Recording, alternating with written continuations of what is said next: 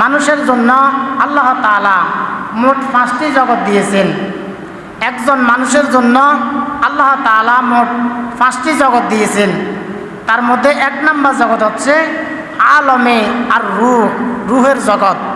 আমরা এখন এখানে যারা আছি, আমাদের বাবা আদম আলাইহিস সালাম থেকে শুরু করে একেবারে পৃথিবীর সর্বশেষ যিনি পৃথিবীতে আসবেন তিনি পর্যন্ত, অর্থাৎ এই পৃথিবীতে যত মানুষ অতীতে ছিল, বর্তমানে আছে এবং ভবিষ্যতে যারা আসবে, সবাই আমরা একত্রে ছিলাম রুহের জগতে।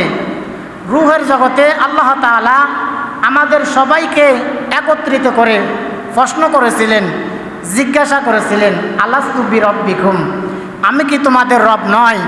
আমি কি তোমাদের মালিক নয়? আমি কি তোমাদের প্রভু নয়? আমরা তখন সবাই বলেছিলাম ক্বালু বালা, হে আল্লাহ, আপনি আমাদের রব, আপনি আমাদের প্রভু, আপনি আমাদের সৃষ্টিকর্তা। আল্লাহ তাআলা তখন বললেন, হে আমার বান্দা, আজ আমি তোমাদের কাছ থেকে এই হিসাবটা, এই সাক্ষ্যটা এই জন্য নিচ্ছি যাতে করে কিয়ামতের দিন তোমরা অস্বীকার করতে না পারো। তাহলে একজন মানুষের জন্য আল্লাহ তাআলা মোট 5টি জগৎ নির্ধারণ করে রেখেছেন।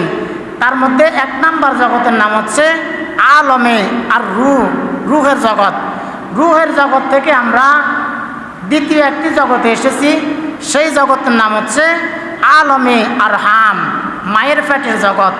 আমরা রুহের জগৎ থেকে মায়ের পেটের জগতে এসেছি। মায়ের পেটে আমরা নির্ধারিত একটি সময় থাকার পর আমরা 3 নম্বর জগতে এসেছি, আর ওই জগতের নাম হচ্ছে আলমে দুনিয়ার জগৎ। আমরা এখন যে জগতে আছি এই জগতের নাম হচ্ছে আলমে দুনিয়ার জগৎ। আমাদের পিছনে 2টা জগৎ চলে গিয়েছে এবং আমাদের সামনে আরও 2টি জগৎ আছে। আমরা এখন মাঝামাঝি জগতে অবস্থান করছি। আমাদের পিছনে যে 2টি জগৎ গিয়েছে, একটি জগতের নাম হচ্ছে আলমে আর আরেকটি জগতের নাম হচ্ছে আলমে আর এরপর 4 নম্বর জগতের নাম হচ্ছে আলমে বারজাখ। 3 নম্বর জগৎ আলমে দুনিয়া। এই দুনিয়াতে আমরা আল্লাহ তাআলা আমাদেরকে যে হায়াত দিয়েছেন, নির্ধারিত হায়াত যখন শেষ হয়ে যাবে তখন আমাদেরকে 4র্থ জগতে যেতে হবে।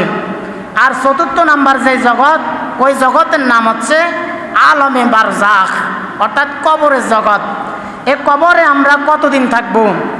যতদিন না পর্যন্ত কিয়ামত অনুষ্ঠিত না হবে ততদিন পর্যন্ত আমরা সবাই কবরে থাকব। অর্থাৎ আপনি যখন মৃত্যুবরণ করবেন, মৃত্যুবরণ করার পর থেকে একবার ইসরাফিল আলাইহিস সালাম সিংহায় ফুৎকার দেওয়ার আগ পর্যন্ত আপনি কবরে থাকতে হবে। ইসরাফিল আলাইহিস সালাম যখন প্রথমবার সিংহায় ফুৎকার দিবেন তখন পৃথিবীর সকল কিছু ধ্বংস হয়ে যাবে, সকল কিছু শেষ হয়ে যাবে।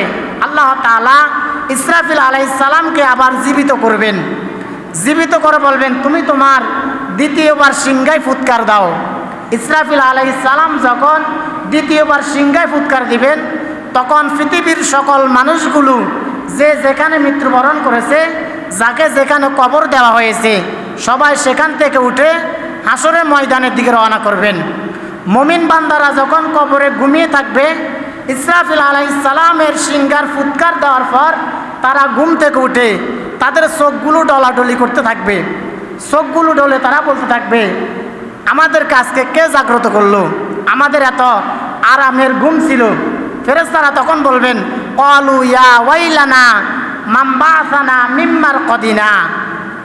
ইমানদার বান্দারা বলবেন, আমাদের এত আরামের ঘুম কে ভাঙলো? আমরা তো খুব আরামে ঘুমাচ্ছিলাম, আমরা তো কিছুক্ষণ পূর্বে ঘুমিয়েছিলাম। ফেরেশতারা তখন বলবেন, হাযা মা ওয়াদার রহমান ওয়া সাদাকাল মুরসালুন। আল্লাহ তাআলা তোমাদেরকে যেই ওয়াদা করেছেন, তোমাদেরকে একদিন হাসরের ময়দানে যেতে হবে, তোমাদেরকে বিচারের সম্মুখীন হতে হবে। আজকে ওই দিন, তোমরা ঘুম থেকে উঠো। তাহলে 4 নম্বর জগতের নাম হচ্ছে আলমে বারজাখ, কবরের জগৎ। এই কবরের জগতে নির্দিষ্ট সময় থাকার পর আপনাকে 5 নম্বর যে জগৎ, ওই জগতের নাম হচ্ছে ইয়াউমাল কিয়ামা, কিয়ামতের জগৎ।